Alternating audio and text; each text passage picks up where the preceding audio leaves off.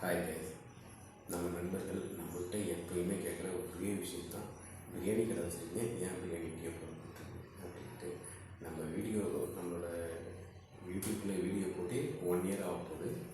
ஒரு வருஷம் ஆகிடுச்சு. சில பல காரணத்தால் நம்மளால் வீடியோ போட முடியல. இப்போ ரொம்ப நாள் கழித்து நம்ம ஃபஸ்ட்டு போட போகிற பிரியாணி வீடியோ தான்.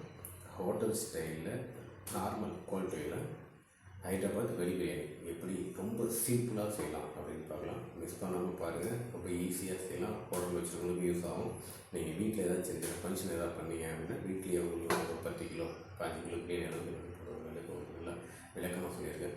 எப்போயுமே பிரியாணிக்கு எப்போயுமே ஒரே இதுதான். வடி பிரியாணியை பொறுத்த வரைக்கும் 1 கிலோ பிரியாணி போட்டிங்கன்னா 400 கிராம் ஆனியன், 1 கிலோ பிரியாணிக்கு 300 கிராம் தக்காளி, இஞ்சி பூண்டு 100 கிராம், பட்டை, கிராம், ஏலக்காய் இந்த மாதிரி பார்த்திங்கன்னா 1 கிலோவுக்கு 1 கிராம் எடுத்துக்கலாம். ஆயில் 200 கிராம், தயிர் 200 கிராம் 1 கிலோவுக்கு. இதுதான் அளவு. உப்பு பார்த்திங்கன்னா நல்லா தெரியும். ஒரு பாத்திரத்தில் உப்பு போட்டுட்டு நம்ம கை இந்த 5 விரல் வரைகிற மாதிரி 5 கிலோ அள்ளி போட்டிங்கன்னா உங்களுக்கு உப்பு அளவு கரெக்டாக இருக்கும். உப்பு நீங்கள் நல்லா சேர்த்து சாப்பிட்றவங்க அதை விட கொஞ்சம் எக்ஸ்ட்ரா போட்டிங்கன்னா ஒரு 25 கிராம் 30 கிராம் அளவுக்கு எக்ஸ்ட்ரா போட்டிங்கன்னா உங்களுக்கு அந்த அளவு கரெக்டாக இருக்கும். அதனால் அதை ஃபாலோ பண்ணிங்க. அப்புறம் புதினா மல்லி அதெல்லாம் வீடியோவிலே சொல்லியிருப்பேன். கண்டிப்பாக வீடியோவை ஸ்கிப் பண்ணவும் பாருங்கள். ரொம்ப ஈஸியாக புரிகிற மாதிரி இருக்கும் வீடியோ. நீங்கள் ஒரு டைம் நம்ம வீடியோ பார்த்தாலே நீங்கள் பிரியாணி நல்ல முறையில் வீட்டிலே நீங்களே தனியாக செய்யலாம். அதனால் நம்ம வீடியோவை ஃபுல்லாக பாருங்கள். நான் ஃபஸ்ட்டு வீடியோவில் சொன்ன மாதிரி தான் 10 கிலோ பிரியாணிக்கு 4 கிலோ வெங்காயம் இந்த மாதிரி ஸ்லைஸாக கட் பண்ணி எடுத்துக்கோங்க. 1 கிலோ பிரியாணிக்கு 400 கிராம் வெங்காயம் போட்டிங்கன்னா கரெக்டாக இருக்கும் உங்களுக்கு. தக்காளி 10 கிலோ பிரியாணிக்கு 3 கிலோ தக்காளி இந்த மாதிரி ஸ்லைஸாக நீட்டு வாட்டத்தில் கட் பண்ணி எடுத்துக்கோங்க. பிரியாணிக்கு எப்போவுமே தக்காளி வாங்கினீங்கன்னா இந்த மாதிரி நல்லா பழுத்த பழமாக பார்த்து வாங்குங்க. அது பிரியாணியோட கலரை நல்லா எக்ஸ்ட்ரா கூட்டி காட்டுறதுக்கு நல்லாயிருக்கும். அதான் நல்லா பழுத்த பழமாகவே பார்த்து வாங்குங்க. நல்லா நீட்டு வாட்டத்தில் இந்த மாதிரி ஸ்லைஸாக கட் பண்ணி வச்சுக்கோங்க. புதினா மல்லி 1/2 கட்டு புதினா, 1/2 கட்டு மல்லி கட் பண்ணி வச்சுப்போம். நம்ம இப்போ வட்டாவை ஏற்றி அது 10 கிலோ பிரியாணிக்கு தேவையான ஆயில் ஊற்றிக்கலாம். நான் இப்போ 2 லிட்டர் ஆயில் ஊற்றிருக்கேன். நம்ம கட் பண்ணி வச்சுருக்கிற வெங்காயத்தை அதில் கொட்டிக்கலாம். கொட்டி நல்லா பிரட்டி விடுங்க. வெங்காயம் பட்ட உடனே நம்ம அங்கே உலையும் ரெடி பண்ணிடணும். உலை போட்டு அதில் லைட்டாக food colour orange red lemon எல்லாம் போட்டுக்கோங்க. வெங்காயம் ஒரு 150 கிராம், பச்சை மிளகாய் கூட சேர்த்துக்குங்க. அது பச்சை மிளகாய் வெங்காயம் பொரிஞ்சிக்கிட்டே இருக்கட்டும். இந்த மாதிரி நேரத்தில் அரிசியை ஊற வச்சுக்கலாம். அரிசி பாஸ்மதி அரிசியை பொறுத்த வரைக்கும் நம்ம 20 நிமிஷம் கரெக்டாக 20 நிமிஷம் ஊற வச்சா போதும். அரிசியை ஒரு 4 டைம் நல்லா கழுவி எடுத்துருங்க. நம்ம அரிசி எந்த அளவுக்கு வளருமோ அந்த அளவுக்கு தான் பிரியாணி நல்லா கலகலன்னு இருக்கும். அரிசி ஊறிக்கிட்டே இருக்கட்டும். இப்போ நம்ம சிக்கனுக்கு மசாலா போட்டுக்கலாம்.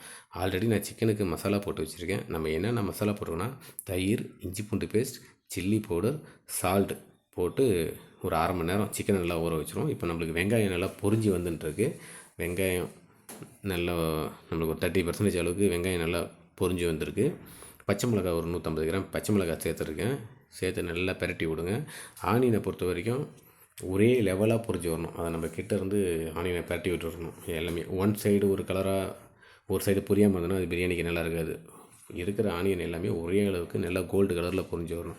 அதே மாதிரி பார்த்திங்கன்னா பிரியாணி போடும்போது முடிஞ்ச வரைக்கும் அந்த மாதிரி விறகு அடுப்பில் போடுங்க. விறகு அடுப்பில் பிரியாணி போடும்போது நம்மளுக்கு அது எக்ஸ்ட்ரா டேஸ்ட்டாக இருக்கும். அதனால் முடிஞ்ச வரைக்கும் விறகு அடுப்பில் போடுங்க.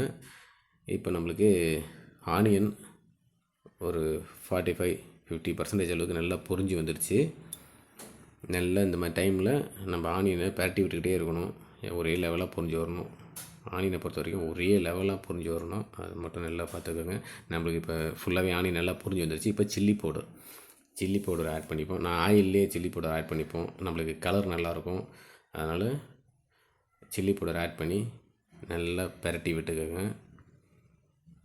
நல்லா பொரிஞ்சு வருது. இப்போ நம்ம கட் பண்ணி வச்சுருக்கிற புதினா மல்லி சேர்த்துக்கலாம். புதினா மல்லியை சேர்த்து நல்லா மிக்ஸ் பண்ணி விடுங்க. நல்லா மிக்ஸ் பண்ணுங்கள். நல்லா பொரிஞ்சு வருது. நல்லா பொரிஞ்சு வந்து இப்போ நம்ம அரைச்சி வச்சுருக்கிற இஞ்சி பூண்டு பேஸ்ட்டு சேர்த்துக்கலாம். இஞ்சி பூண்டு பேஸ்ட்டை சேர்த்து நல்லா பிரட்டி விடுங்க. நல்லா வதக்கணும். நம்ம இஞ்சி பூண்டு பேஸ்ட்டு நல்லா வதங்கி இஞ்சி பூண்டு பேஸ்ட்லேருந்து ஆயில் தனியாக பிரிஞ்சு வரணும். அந்த அளவுக்கு நல்லா இஞ்சி பூண்டு பேஸ்ட்டை வதக்கி எடுத்துக்கோங்க. நல்லா பார்க்கும்போதே உங்களுக்கு தெரியும், இந்த மாதிரி பிரிஞ்சு வரணும். ஆயில் பார்த்திங்கன்னா நல்லா தெரியும், நல்லா பிரிஞ்சு வரும். இப்போ இந்த பதத்தில் இருக்கும்போது நம்ம கட் பண்ணி வச்சுருக்கிற தக்காளியை கொட்டிக்கலாம். தக்காளியை கொட்டி நல்லா கிண்டி விடுங்க. நம்மளுக்கு தக்காளி நல்லா குழஞ்சி வரணும். இந்த பதத்தில் நான் வந்து பட்டை கிராம்பு நீங்கள் விருப்பப்பட்டால் அப்படியே போட்டுக்கலாம். நான் அந்த பவுடர் பண்ணி போடுவேன் பட்டை கிராம்பை. நான் ஒரு கிலோவுக்கு 15 கிராம் கணக்கு பண்ணி ஒரு 15 கிராம் பட்டை, 5 கிராம் ஏலக்காய், 5 கிராம் கிராம்பு அரைச்சி பவுடர் பண்ணி வச்சுருக்கேன். அதை இப்போ சேர்த்துக்கலாம். அதில் பாதியை மசாலா கூட சேர்த்துக்கலாம், பாதியை தம் வைக்கும்போது சேர்த்துக்கலாம். பாதி பட்டை கிராம் மசாலா இதில் ஆட் பண்ணி நல்லா கிண்டி விடுங்க. நல்லா கிண்டி வந்ததும் நான் ஃபஸ்ட்டு உங்களுக்கு சொன்ன மாதிரி தான் உப்போட அளவு ஒரு பாத்திரத்தில் அள்ளி நம்ம 5 கை வரைக்கும் பார்த்திங்கன்னா 2 கை அள்ளி போட்டால் 10 கிலோவுக்கு கரெக்டாக இருக்கும். நான் என்ன பண்ணுவேன்னா 1 கிலோவுக்கு கணக்கு எனக்கு அது மாதிரி தெரிஞ்சதுனால நான் ஒரு கிலோவாக கணக்கு பண்ணி போடுவேன். தக்காளி நல்லா குழஞ்சி வருது. உப்பை சேர்த்துக்கலாம்.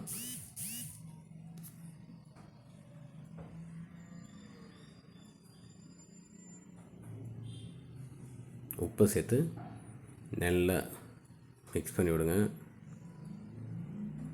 நல்லா குழஞ்சி வரும். இப்போ நம்மளுக்கு மசாலா நல்லா குழஞ்சி வருது.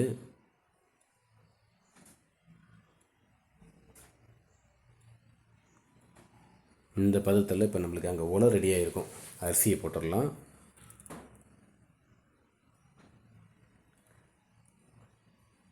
அரிசியை கொட்டி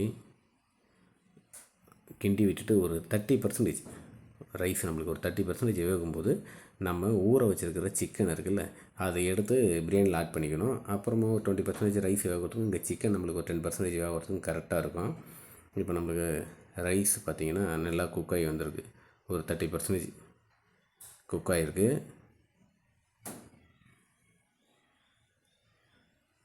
ரைஸ் அள்ளி பார்த்துடலாம்.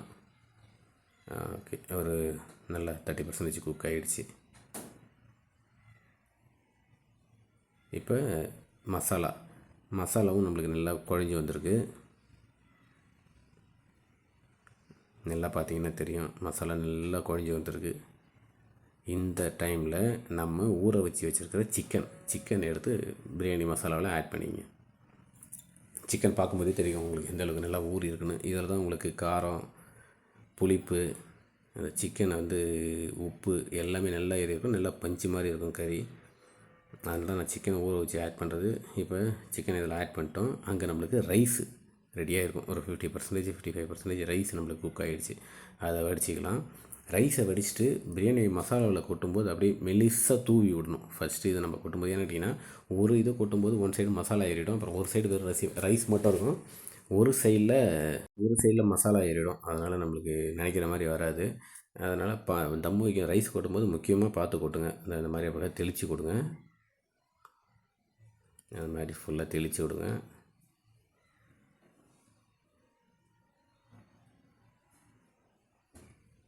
நம்ம இப்போ ரைஸை ஃபுல்லாக எடுத்துருவோம், ஃபுல்லாக வடித்து கொட்டுருவோம். ஓகே, ரெடி ஆகிடுச்சு.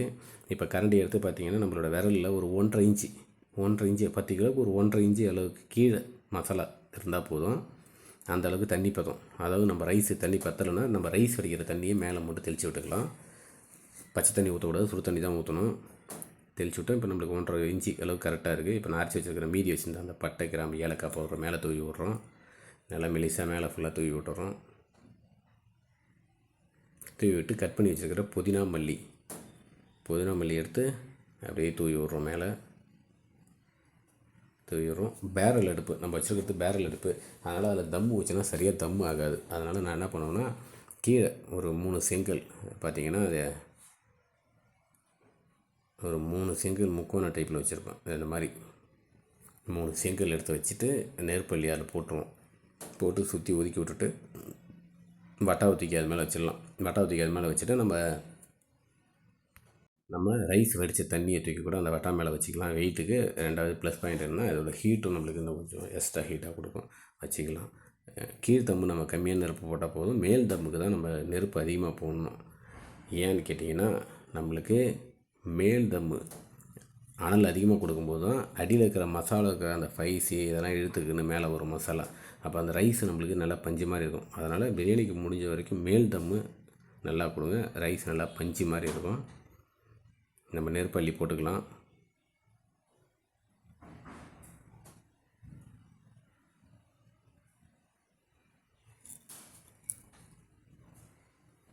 நெருப்பள்ளி போட்டுட்டு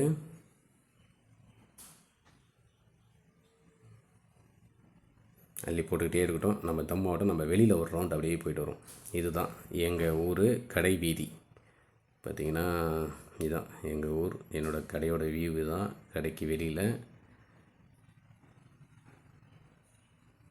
ஓகே, நம்மளுக்கு பிரியாணி ரெடி ஆகிடுச்சு. அப்படியே தம்மு ஓப்பன் பண்ணிங்கன்னா இந்த மாதிரி ஆவி அப்படியே குப்பு குப்பு குப்புன்னு வரணும்.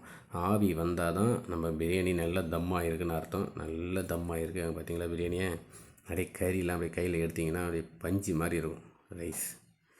பாருங்க, பார்க்கும்போதே சாப்பிட்ணுன்னு தோணும் அந்த அளவுக்கு. அது எப்படின்னு சொல்கிறதுனா, ரொம்ப நீங்கள் ஒரு கடை வச்சுருந்தீங்கன்னா இந்த பிரியாணி ஒரு 120 ரூபா ரேஞ்சுக்கு சேல் பண்ணிங்கன்னா உங்களுக்கு ஒரு ப்ராஃபிட் கிடைக்கும். அந்தளவுக்கு நல்லாயிருக்கும், உங்களுக்கு செலவும் கம்மியாக இருக்கும். இதை கண்டிப்பாக கடை வச்சுருக்கவங்க இருந்தாலும் சரி, வீட்டுக்கு சின்ன சின்ன ஃபங்க்ஷன் ஏதாவது பண்ணுறவங்க கூட கண்டிப்பாக ட்ரை பண்ணி பாருங்கள். ரொம்பவே நல்லாயிருக்கும். நம்ம அடுத்த வீடியோவில் சந்திக்கலாம். பாய்.